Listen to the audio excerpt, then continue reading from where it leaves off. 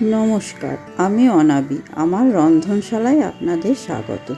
আজ দেখাবো গুগুলি রান্না, গুগুলি পোস্ত। এটা একটু অন্য ধরনের, প্রায় লুপ্তপ্রায় রান্না।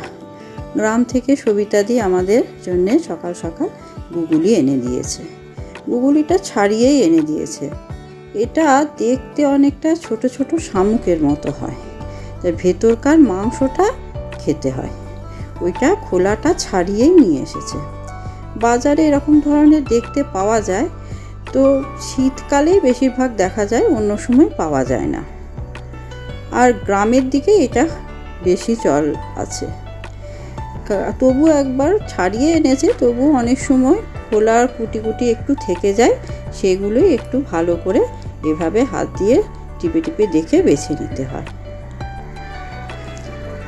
এই রান্নাটা সচরাচর এখন আর সব বাড়িতে হয় না, কারণ পাওয়া যায় খুবই কম। এটা চোখের পক্ষে খুব ভালো। এটা খুব ভালো করে কষলে কষলে ধুয়ে নিতে হবে, 4-5 বার ভালো করে এভাবে ধুতে হবে।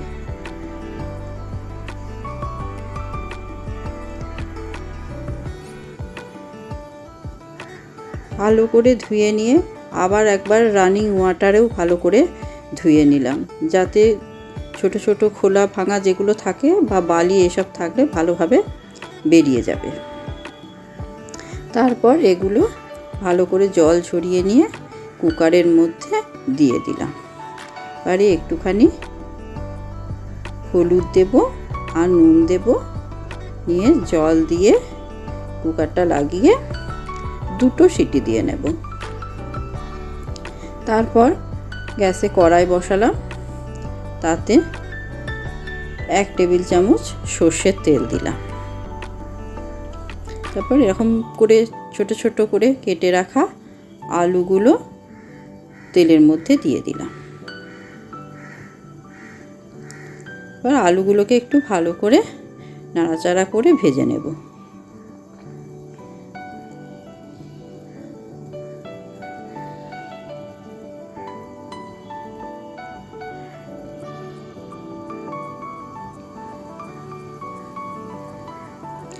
ভাজা হয়ে গেলে আলুগুলো একটা বাটিতে তুলে রেখে দিলাম। তারপর ওই তেলের মধ্যে একটুখানি রসুন থেতো করে রেখেছিলাম, সেটা দিয়ে দিলাম।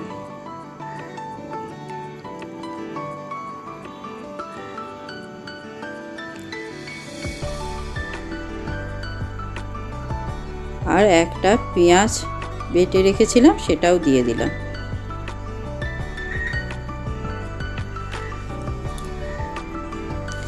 আর 1 চামচ আদা বাটা দিলাম, আর 2 লঙ্কা কুচিয়ে রেখেছিলাম, সেটা দিয়ে দিলাম। এবার খুব ভালো করে কষে নেব। তারপর একটা টমেটো ছোট কুচি করে রেখেছিলাম, সেটাও দিয়ে দিলাম। এবার 1 চামচ নুন দিয়ে দিলাম, আর 1 চামচ হলুদ দিলাম। এবার মশলাটাকে একটু জল দিয়ে দিয়ে ভালো করে কষে নেব।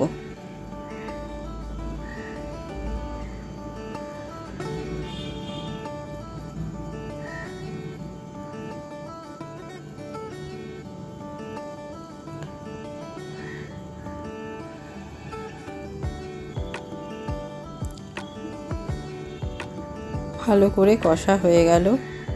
এবারে ভেজে রাখা আলুটা এর মধ্যে দিয়ে দিলাম। আলুটা প্রায় 60% মতো সিদ্ধ হয়েই গেছে। এবার ভালো করে আলুটা কষে নিয়ে তার মধ্যে সিদ্ধ করে রাখা গুগুলিটা দিয়ে দিলাম।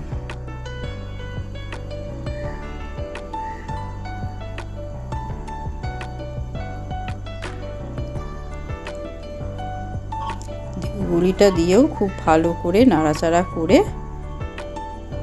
মিশিয়ে নেব। এবার কিছুক্ষণ এটা ভালো করে কষিয়ে নেব। তারপর 2 চামচ পোস্ত বেটে রেখেছিলাম, সেটা দিয়ে দিলাম।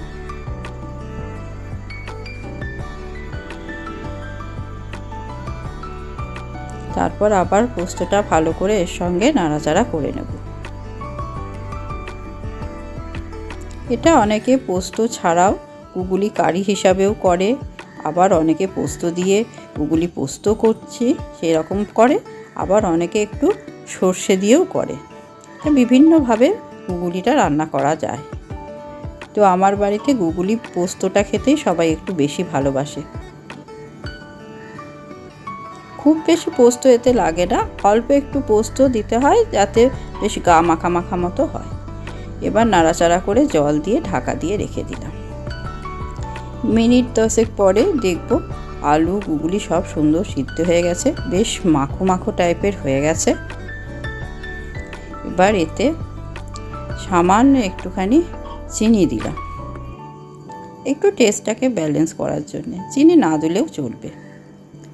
আবার ভালো করে নাড়াচাড়া করে নিলাম। তারপর একটু ধনেপাতা কুচি দিয়ে মিশিয়ে নেব। ব্যাস হয়ে গেল রান্না। এবার গ্যাস অফ করে স্ট্যান্ডিং টাইমে 5 মিনিট রেখে দেব।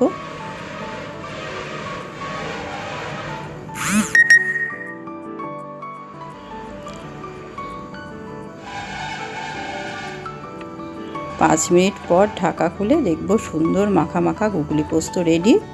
এবার এটা গরম ভাতে সুন্দর করে সার্ভ করুন, বেশ ভালো লাগে খেতে। রেসিপিটা কেমন লাগলো জানাবেন। ধন্যবাদ।